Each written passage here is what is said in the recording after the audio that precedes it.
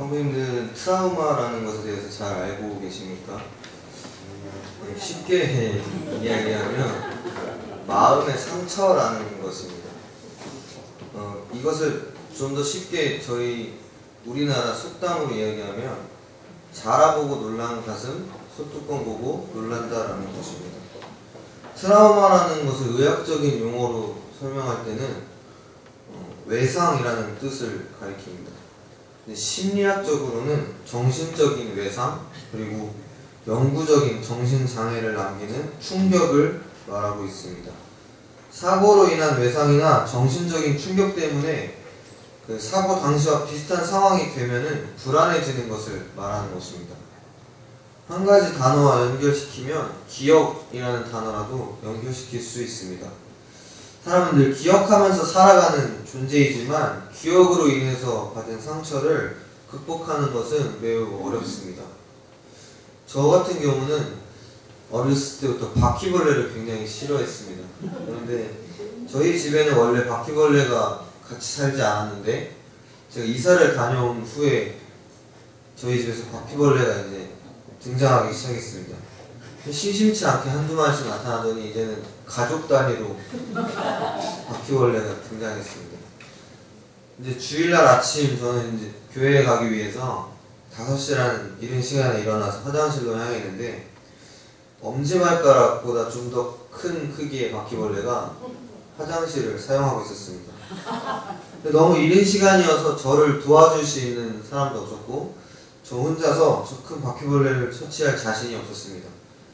빨리 씻고 교회를 가야 하기 때문에 어떻게든 그 화장실에서 모든 것을 해결하고 나와야 했는데 바퀴벌레를 잡는 것에는 실패했습니다. 그날 이후로 화장실에 가면 문을 닫고 무언가를 하는 게 겁이 났습니다. 이 어딘가에 아직까지도 살아있을 것이라는 생각 때문에 화장실만 가면 먼저 생각나는 것이 바로 바퀴벌레였습니다. 이것이 저에게는 작은 트라우마 중에 하나입니다. 성도님들께서도 이런 작은 것부터 해서 큰 것까지 여러가지 종류의 트라우마를 가지고 살아가실 것입니다. 저는 또한 무릎을 다쳐서 TV를 보거나 어떠한 무릎을 다친 사람들을 보거나 무릎을 통해서 괴로워하거나 고통받는 사람들을 보면은 제가 아픈 것처럼 제 무릎을 잡고 같이 고통스러워 할 때가 많습니다.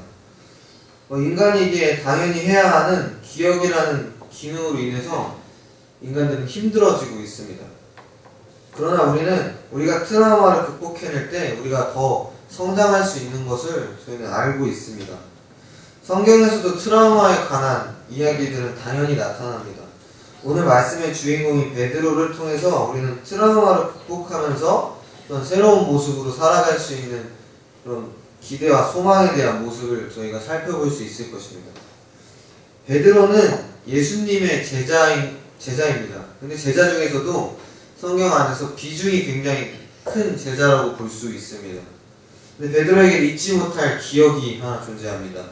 요한복음 13장 38절에 예수께서 대답하시되 내가 나를 위하여 내 목숨을 버리겠느냐? 내가 진실로 진실로 내게 이르노니 다 물기 전에 내가 3번 나를 부인하리라. 예수님께서 제자들의 발을 씻기시고 새 계명에 대해 일러주신 후에 베드로가 예수님을 부인할 것을 미리 말씀하고 계십니다. 베드로는 장담했을 것입니다. 절대로 그런 일이 일어나지 않을 것이다. 내가 예수님을 부인한 일은 절대 있을 수 없는 일이다 라고 속으로 혼자 생각했을 수도 있고 겉으로 표현했을 것입니다.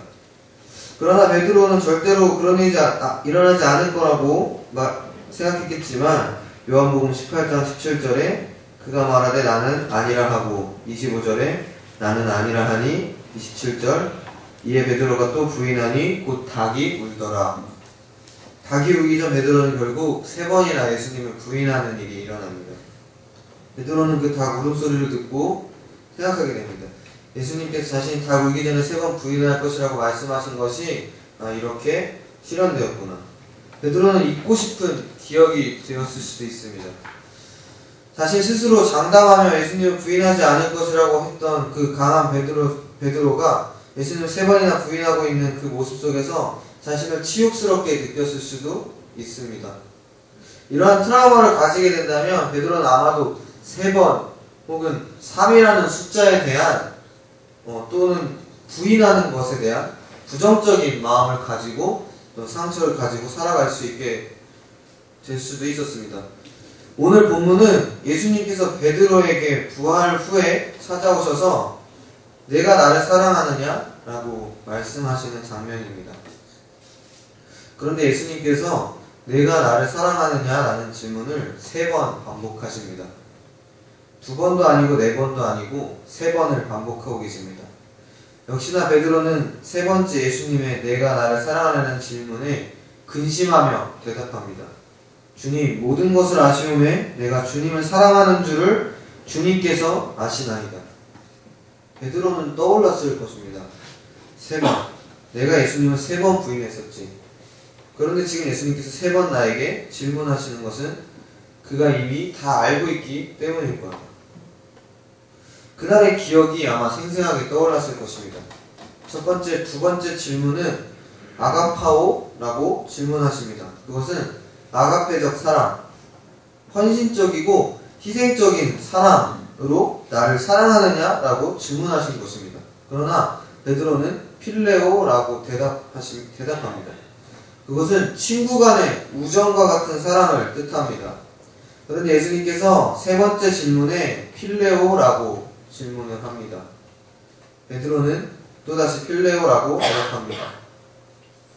헌신적으로 나를 사랑하니? 라는 질문에 그 정도는 아니지만 주님을 사랑합니다. 그럼 나를 친구 정도로 사랑하는 거니? 네, 그래서 근심하며 대답했던 것입니다.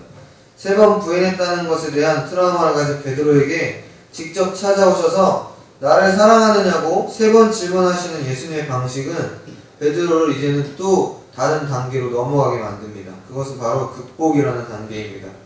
베드로의 상처와 기억을 덮어주시고 모른 척 하시는 것이 아니고 너가 나를 사랑하지만 그때는 그렇게 부인했었어. 그렇지? 너 나 진짜 사랑하니? 묻고 계시는 것입니다. 베드로의 모습에 사실 다시는 베드로를 찾아오지 않으셔도 이상하지 않은 상황입니다.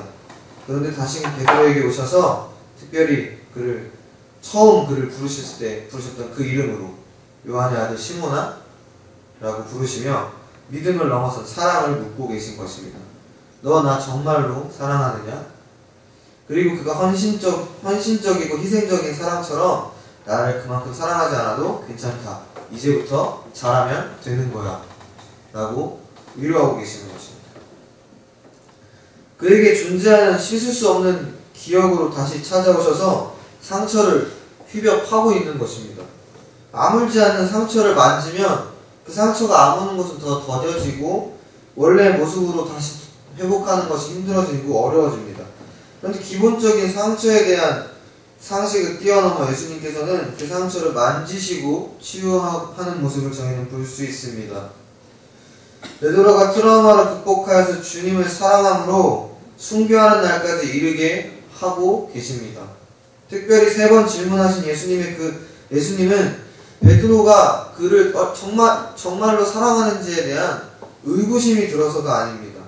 그의 상처를 치유하시기 위한 예수님의 방법이었습니다. 이제는 3이라는 숫자는 베드로의 사랑 고백의 숫자가 되어버렸습니다. 또한 예수님을 부인한 숯불 앞도 이제는 사랑을 고백하고 새로운 결심으로 나아가는 장소로 바뀌어 버렸다는 것입니다. 예수님의 방법은 극복이었습니다. 트라우마도 극복하지 않는다면 평생 우리의 삶을 괴롭힐 것입니다. 우리의 삶을 어렵게 만들 것이고 우리의 삶 속에서 가끔은 큰 장애물이 될 수도 있을 것입니다. 극복은 이겨내는 것입니다. 그래서 더 나은 삶으로, 더 나은 모습으로 발전하는 것입니다. 잘못한 것에 대해서 너는 그거밖에 못하니? 라고 말하는 것보다도 더 잘할 수 있지? 라는 기대감을 심어주어야 한다는 것입니다. 그때 왜 나를 부인했니? 이런 질문이 아니고 내 양을 먹여라 라고 말씀하시는 예수님의 모습을 우리가 볼 수 있어야 한다는 것입니다. 세상 사람들은 트라우마를 극복하기 위해서 정신치료, 상담 등 여러가지 방법들을 사용해서 이 트라우마를 극복하려고 노력합니다. 그러나 많은 전문가들이 말하는 공통된 해결 방법은 무엇이냐면 그 트라우마 있는 대상을 피하라는 것입니다. 그러나 우리 기억으로 인해서 일어난 이 정신적인 상처와 마음의 상처 어떻게 피하면서 살 수 있겠습니까? 예수님께서는 트라우마에 대한 치료를 피하지 않고 부딪히셨습니다. 피할 수 없으면 즐겨야 한다는 말과도 같이 우리의 상처를 정면으로 돌파하실 것입니다. 하지만 그가 보여주신 치료는 이전의 기억을 새로운 기억으로 바꾸고 더 나아가 큰 결심을 할 수 있도록 만들어 준다는 것입니다. 성경에서 트라우마를 가진 많은 성경 인물들이 등장합니다. 모세, 요셉, 아브라함, 다윗 등 많은 인물들은 상처들을 가지고 있습니다. 트라우마를 가지고 있는 것입니다. 모세에게는 하나님을 위해서 애썼던 시간들이 있지만 자신의 노력과는 반대로 목숨을 위해 도망가야 하는 신세가 되어버렸습니다. 다시 그에게 하나님은 같은 방식으로 하나님을 위해 일하도록 부르셨고, 모세는 결국 다시는 기억하고 싶지 않았던 기억을 떠올리면서 그 문제와 정면 돌파하고 또 하나님께서 세우신 이스라엘의 지도자로서 출애굽하는 가운데 큰 공을 세웁니다. 또한 요셉은 꿈을 꾼 것에 대해 언급하다가 형들에게 미움을 크게 샀었습니다. 그러나 그는 다시금 꿈을 해석하여 좋은 기회를 가지고 하나님께서 주신 그 큰 기회를 통하여 애굽의 총리 대신의 일을 감당하는 사람이 되는 것을 저희는 이미 보았습니다. 하나님께서는 이렇게 상처를 가졌고 트라우마를 가졌지만 그것을 극복할 수 있게끔 더 큰 치유를 허락하셨습니다. 우리에게 있는 상처를 예수님께서는 용서라는 사랑으로 극복하고 회복되게 하셨습니다. 그때 우리는 예수님을 따라 다시 거꾸로 십자가에 달려 죽기까지 복음을 전하였던 베드로처럼 더욱더 주님을 사랑하고 주님을 위해 살아갈 수 있게 되는 것입니다.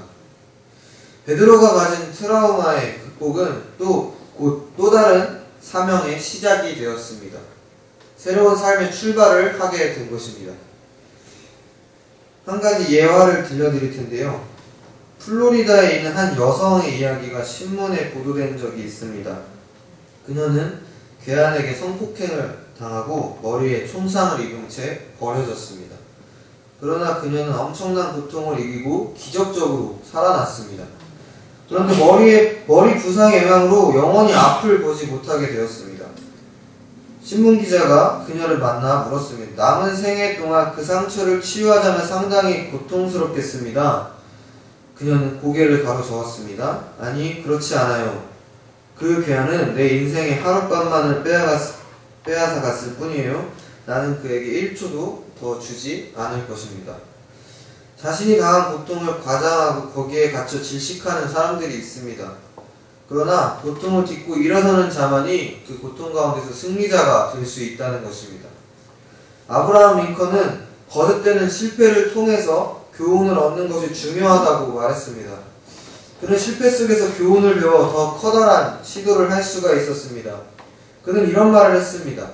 내가 실패할 때마다 마귀는 내게 찾아와서 이제는 끝장났다고 말했습니다. 그러나 내가 실패할 때마다 하나님은 내게 찾아와서 이 실패의 경험을 가지고 더 큰 일에 도전하라고 말씀하셨습니다. 나는 마귀의 말을 듣지 않고 하나님의 말씀에 귀를 기울였습니다.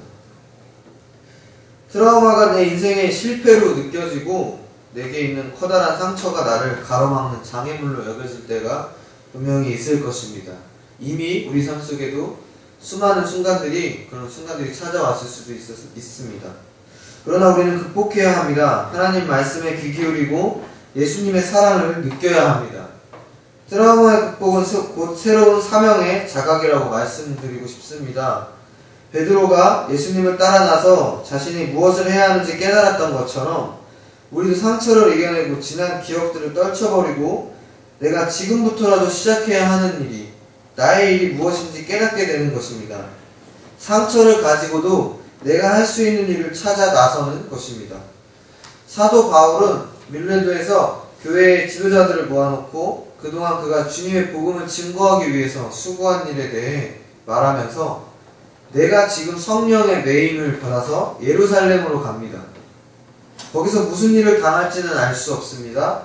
그런데 성령이 내게 말씀하시기를 각 도성에서 결박과 환난이 나를 기다린다 하십니다. 그러나 나는 주 예수께 받은 사명 곧 하나님의 은혜의 복음을 전하는 일, 그 일을 마치기 위해서는 나의 생명을 조금도 귀한 것으로 여기지 않겠습니다. 하는 그의 결단을 말했습니다. 우리에게 무슨 일이 닥치는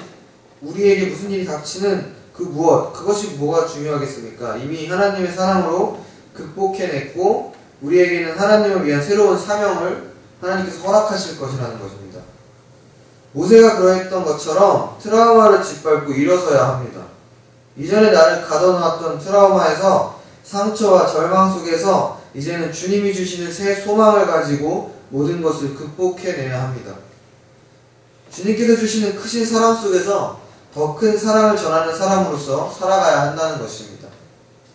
기억은 추억이 되기 마련이고 우리의 트라우마는 우리의 발 디딤대가 될 것입니다.